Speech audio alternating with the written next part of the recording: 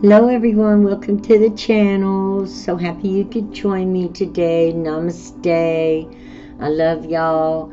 Appreciate your messages and your sense of humors and just the things you share with me. I really do appreciate that. I come on here today. I don't really know exactly what we're doing because I didn't get a download. My little puppies ran away, so I had to go and find them, and I'm working on trying to quit smoking, so I got a little frustrated, and so I had to sit down and breathe for a minute and just pray that I could get something out that made sense. And so that's all I prayed for this morning. Please God, Holy Spirit, universe, Mother of creation, let me deliver something that can help someone and make some sense. But then, you know what? Sometimes even when we don't make sense, at least maybe some information will get delivered, okay? All right, so let's go ahead and pull this. The gem. The gem. Ooh, pretty, pretty. I love rocks, and anything that comes up out of the earth. I got my rocks all around me. I just love my rocks. So let's read a little bit about the gem before we go any further. Today the moon is leaving Aries and moving into Taurus. It's half and half, and I believe in 2 days we have an equinox coming. Yeah, today's the 20th. It'll be here in the morning of the 22nd, I believe. So very interesting energy. I'm watching some programs now on it. So hopefully I can get some kind of message out of there to give to you. We have 56. And I'm learning that in the existence thing, okay, the gem, the diamond, the gold, the inner treasure. There are infinite names for the gem. It is also known as the jewel, the star, the talent, the gift, the gold. One thing for certain is that it is found deep within a substance that is very much unlike it. For example, a diamond in the rough. The gem always stands in contrast to its surroundings. You can't find it when you are among comforts and pleasantries. Precious stones develop slowly deep in the earth amid pressure and darkness. Discovering the gem requires a descent beneath the surface where there is no definitive map. Yet the longing to touch the true gem within us is so strong that we cannot help but seek out its radiance. Your gem, like your destiny, is unlike any other in the entire universe. Keep digging. When you're in the light, you're unique, shining, generative, irreplaceable. In the dark, if you're in the dark side of your soul, you're envy, greed, and grasping for something. The Legend of the Crystal Skulls, Leonard Cohen's Diamond in the Mine. I'm going to have to watch the movie The Legend, but I did watch a biography on the Crystal Skulls the other day. The gem. In mythology, the diamond is often linked to the daemon, or inner light, that leads us towards our true self, our purpose, our destiny. I'm going to have to look to see if I'm still videoing. Yes, okay.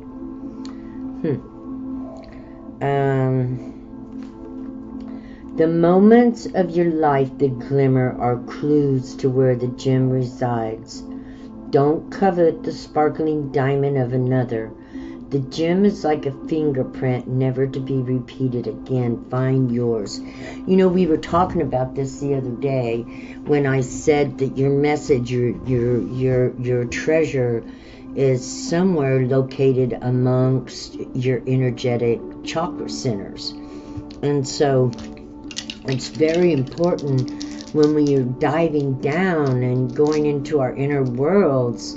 Our chakra centers or energetic centers are probably where the most energy or information is going to be held.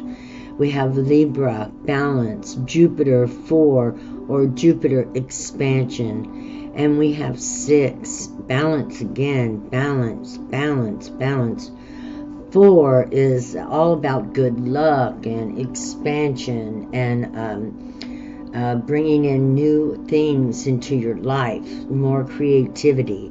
So, yeah, bringing more so we were just talking, again, the gems, the crystals that are within you, your energetic central points. And once you reach a certain point of spirituality, also, they say that the spine is somewhat crystallized, and we have crystals on the top of our head as well, which would be called our crown, right?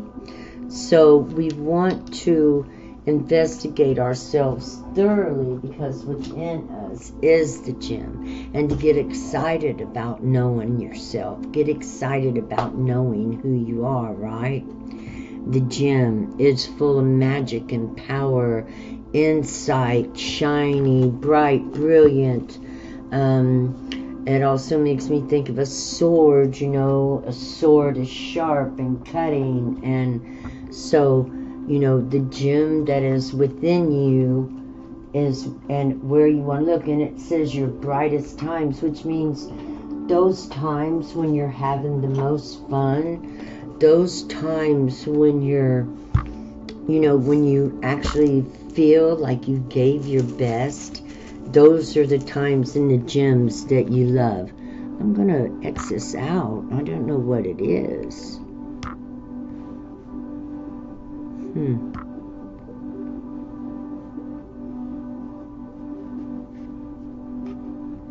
It's darkened my screen. There we go. Yeah. So, whatever is inside of you that has lit you up and made you feel good, that's where your gem is. This is about taking, you know, the fall equinox means that we're entering into the season of death and rebirth, right? We're going into winter, the darkness, the underworld, and that's when we want to take a dive into our souls. I've got a little baby whale here. Can't hardly see. I'm sorry, guys. Maybe I should just skip this part.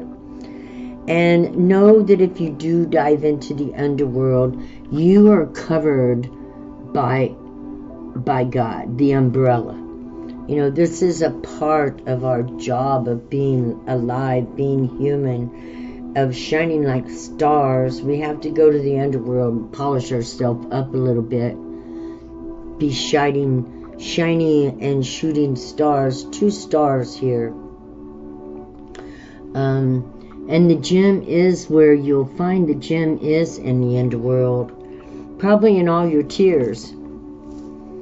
That's where I found mine. It was in a lake of tears, a dark lake. You know, I had a vision. Mother Earth showed me a lake, and she told me that these were all the tears I've cried in my lifetime. A big old lake. She told me, though, if I took my fingers and scrape along the bottom of that lake, that I would find something that would make all those tears worthy to have fell from my eyes. You know, I was going to gain something out of it. And sure enough, I found a diamond. And I gave it to her, and she put it in my head. She put it in her head first and in my head. And I think that connected us very much. Whereas I'm sure Mother Earth herself has cried many tears. You know, bringing a dream into existence is not easy. Giving birth is painful. Creating a world, giving birth to a world of millions and billions of people, delivering them into a better place and of mind and heart, is not an easy feat. But if anybody can do it, we on this planet can, because we're the only living existence that we know on the outer world, right? That live in our outer world as well as our inner world. And our inner world is very important, because if you do not polish up the inner world, your outer world won't glow. Your outer world won't glimmer. You got to polish up everything and feel young again. Empty all the old energy out of your lifetime and pull some fresh new energy in. Energy that hadn't been used yet. Energy that's, waiting to be used. It's just waiting in the ethers, which is all around you. The universe, creative energy. So, before I start, it's healing. Look at that. We got healing right here. It holds up the foundation of your world. To cleanse your energy, bring fresh new energy in, new perspectives, new light, new meanings to things, new understandings. These things will light and lit and push and bring action into your world. Change. Yes. Change your perspective, change your life, change your energy. We're coming into the fall. Start setting into some kind of routine where, 5 minutes every day, at least once a day in the morning, to enjoy your time, your space, yourself, your love, your peace. And, congratulate yourself for all the work you've done on yourself so far. It is not easy to work with the mind and the heart, because, it's easier to go out and do an 8-10 hour day job than try to change your mindset and your heart to be something inside of you that you want to create. It's very hard. That's why everybody don't change very easy.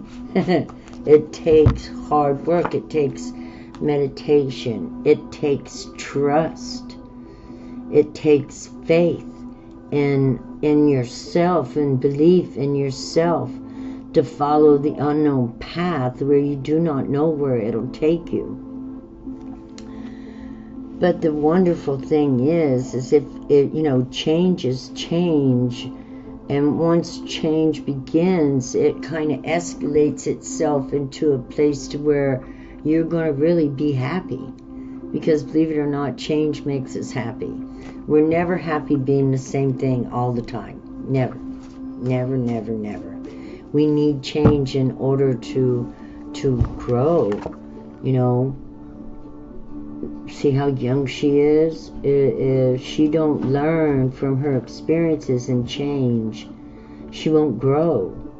Can you imagine being 80 years old with this kind of naivety, not understanding the world and how it works around you? I can, because I've been there. It was easier to shut my eyes than it was to look. But anyway, follow the path of change and grow with your experiences. Learn from everything. Learn from everything, from every experience. Yeah, King of Fire. King of Fire. I'm going to have to get a better light in here. My light bulb blew. I couldn't get it to turn on, so I got to find a light. Yeah, the King of Fire. He grew into who he is. We're not born kings. We're not born queens. We're not born pages.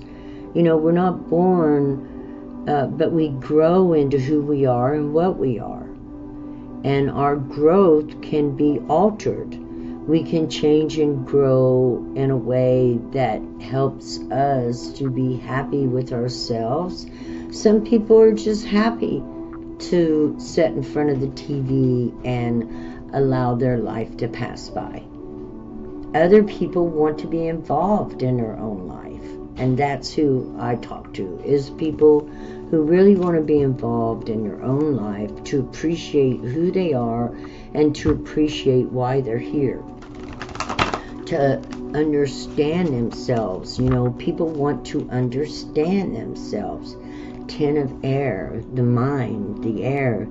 You know, X equals also wisdom. You know, see, it's also the wheel of fortune. 10. You know, people want to know who they are. People want to know themselves really better than they know anyone else. In fact, you can't really know anyone else unless you know yourself. Because you mirror everybody and everything, and if you know yourself, then you know everybody, you know people. You know that we all want our basic needs met. You know that we all want to live and survive. You understand that we all go through pain, rich or poor, you know, healthy or ill. You know, you understand that we're all caught up in the same cycles, regardless of the outward appearance of how we live. We all go through these inward cycles of life, right? Like the moon goes through her cycles. We go through our cycles. And, you know, they don't really differ a whole lot from how the moon goes through each sign. At this point in time, there's a little bit of fire, and we got some Taurus to Bull, so maybe a little bit of stubbornness or reflecting on outward things, whereas we want to reflect on inward things to begin to progress towards our destiny. Yeah. Boy, those two look a lot alike, right? So the central here, right here, this is a guy associated with discipline, rules, and laws. This is 12. Oh, this is the Knight of Pentacles would be. So, you know, he plants seeds and he works really hard to make sure that those seeds bring fruit, which would be your destiny. Where do you want to be next year at this time? Where do you want to be in 5 years? Where do you want to be in 10 years? I know that's a lot to think about, isn't it? I'm not talking about money-wise. I'm talking about internally healthy-wise. You know, do you want to be at peace? Do you want to be happy? Do you want to find, you know, your inner guru? Do you want to find what are you looking for in life? You may need to get you a notebook and begin to ask yourself questions and put the answers down so that you can look at them and review them. Because life comes, every day passes by. Yeah. Yeah, I've been writing for years. I've got notebooks upon notebooks upon notebooks. I try to write every day. I do see a few days here and there throughout the month that I miss. You know, writing is magic. Writing is a powerful way to let the universe know, you know, what you think and how you feel.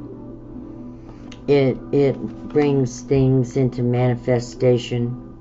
She's praying over that lotus flower. She's looking for resurrection. Writing helps you to understand who you are at the time you're writing. You know, we usually don't lie too much in our writing. We usually just write and let it flow. And the writing will help you to see where you are and where you're going in life. Many of you are doing awesome. These are beautiful cards. The Maiden, you know, completing a cycle here, getting control over your mind. Yep. Xing this out. Yeah. 10. Completed this. Moving on to working with your fire maybe now. Yeah, if you looked at this in chakras. And 7 of Wands and fire is all about controlling anger and frustration. And, letting the fire work for you through passion and what you love. The lotus flower there. What you love more than using it to be angry and frustrated, which is even a good lesson. It's a good lesson for me too, not to let anger and frustration get to me. In fact, that's why I'm here. I was a little frustrated, and I thought, I usually don't like to do readings when I get frustrated. I feel like, but still, God said, I'm still with you. Go ahead and go for it. It's like if I'm in a certain mood, I feel as if God is absent. But God's never absent from us. It's us that step away, not God. God's always there for us no matter what situation we're in. And we just keep on going and putting our best foot forward is all we can do. And then we feel better about it after it's all said and done for what we did. And instead of feeling a little like weakening ourselves from what we didn't do. There we go. Because when we think about things we didn't do, that's not good. It's not good. It undermines us. So we always want to think about the things we have done and completed and worked through, because this empowers us to move forward and do more, right? Yeah, love. That's self-love. That's self-love, to regard yourself in a way that you are building yourself up and not tearing yourself down. Because when you tear yourself down and you're in a habit of tearing yourself down, you tend to want to tear others down too. So you want to look at the things that you are changing and improving in your life, and not at the things you're not. You want to look at the journey you're on and leave the things that you've done in the past behind. If you haven't started a journey, then start a book, start a project, start a craft, start working on you. Start working on your chakras. Start asking your soul and your spirit questions that only you can answer. And find these great aha moments when the question you've asked and the answer comes to you, while you're sitting in your quietness, while you're allowing your chakras to expand. Jupiter, right? He showed up. Libra showed up.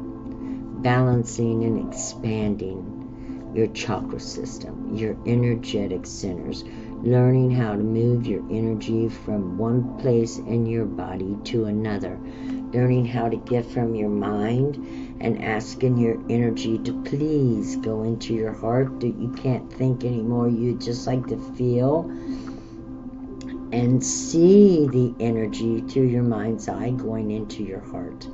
And give it a minute or two, a few minutes, to allow the effect, because it takes time. That's why God says have patience. Magic isn't worked simultaneously. It comes through effort, patience, watching, strengthening, encouraging, gathering back up the energy, and then using it for what you will or what you can or what you need to. I like to use mine towards my healing, to help others heal. I like to use my energy in a way that will bring awareness of the power and magic of love. Right here. Love is stronger than death. That's what it says in the Bible. Love is stronger than death. So you can love yourself right up out of, feeling like you're dying. Because we never die. We're always going to be alive. We're living energy. You don't kill energy. But our body does go back to the dust. That's why you want to get to know your living soul inside of you. You lose all fear of death. You understand there is no such thing. When you get to know and begin to get the epiphanies after you've cleansed your energetic centers and clean your chakras out and clean out your heart and clean out your emotions and clean yourself to the place to where, you know, you are at peace, then the spirit can give you your messages. Yeah, we'll talk to you. Otherwise, it's hard to get through all the clutter we hold on to. Makes sense. We got to get rid of the clutter. Yeah, the clutter in our mind. This is the king of earth. Look at his eyes. He don't look like he got no clutter. He's looking dead at you. There, no mess, no muss, no fuss. That's one of the wonderful things about clearing all the clutter out through healing the trauma. Not ever, you know, when you don't ever get triggered, it's wonderful. It's peace.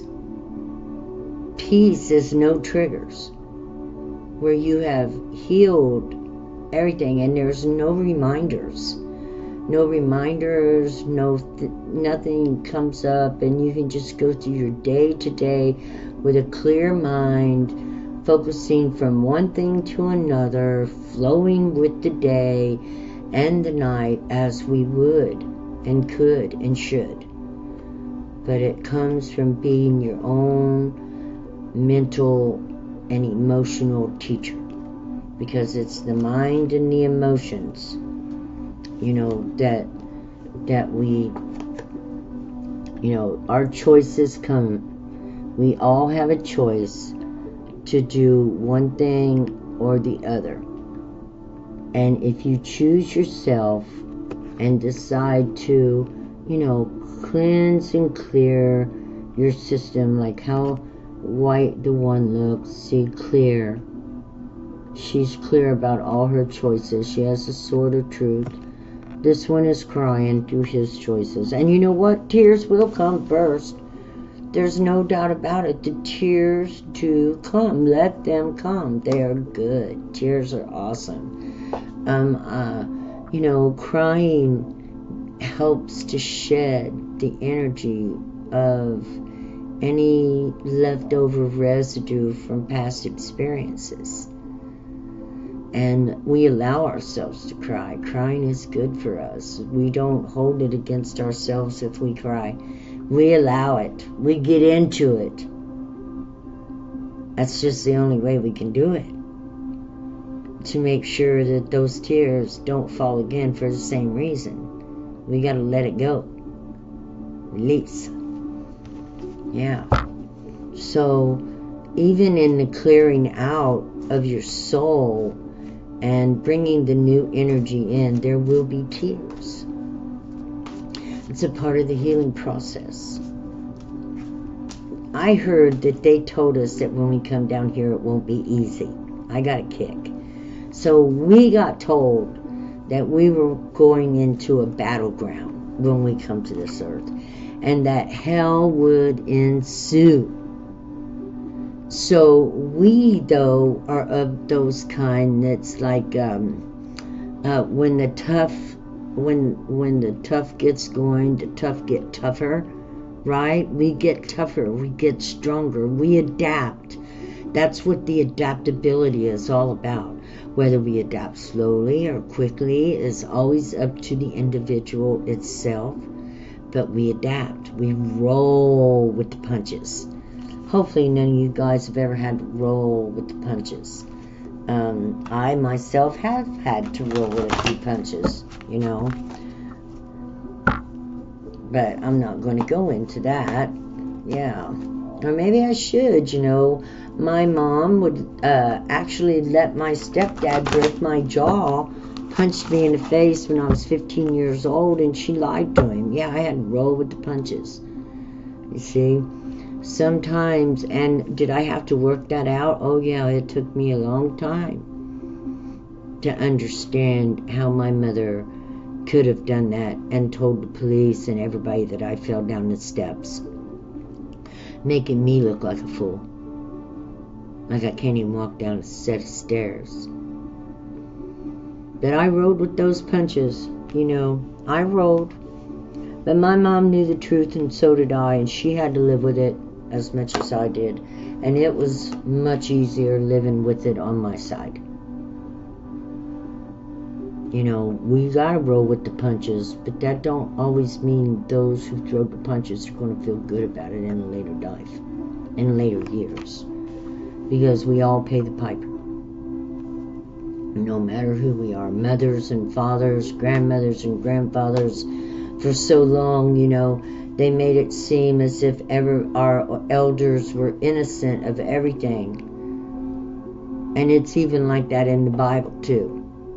To where the elders, there were so many mistakes made to where honor had to be paid to the elders and the little shits were knocked upside the heads.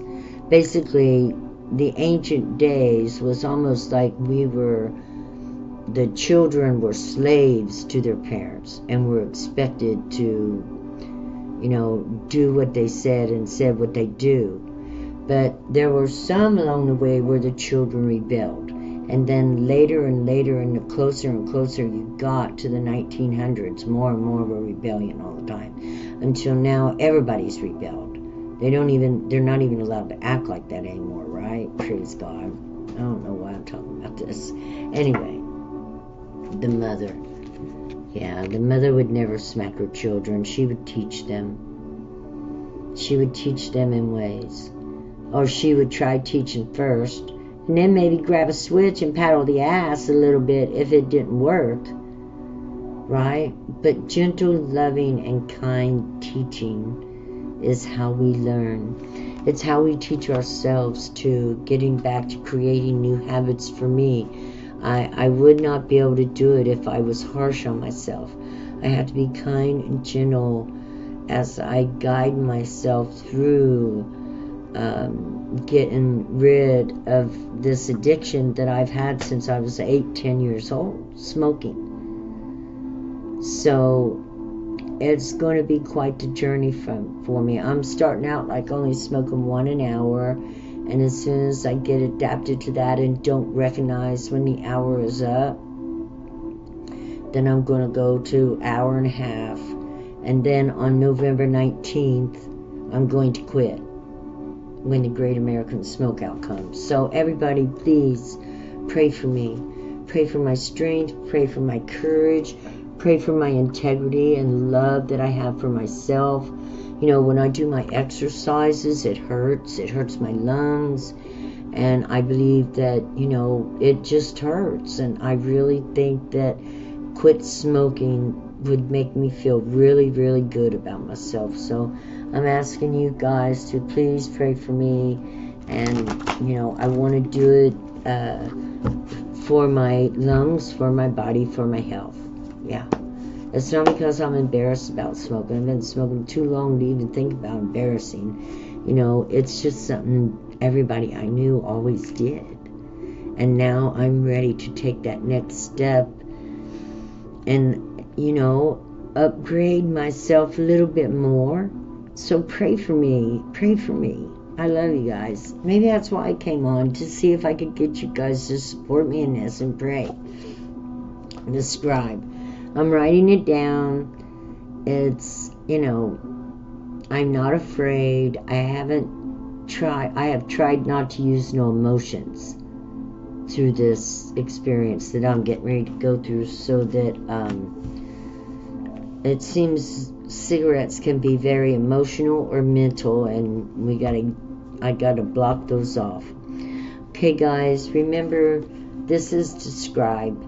To write down your journey, to keep track of it from the beginning of the Maiden to the end. Right here we got the mother, but here we got the scribe. Write down your choices, why you make them, love yourself, be good to yourself. Nothing special about this reading. I love you guys. I hope y'all have a wonderful, wonderful day. Namaste. Oh, and I'm getting ready to do a reading on the equinox and the symbolism and how all kinds of holy monuments all around the world are lined up with the autumn equinox, getting ready for our descent into the underworld. Okay, I love you guys. There's nothing to fear but fear itself. Remember to love yourself and be good to yourself, okay? Have a wonderful day. Namaste. Bye-bye. Oh, please like, share, subscribe. Bye-bye.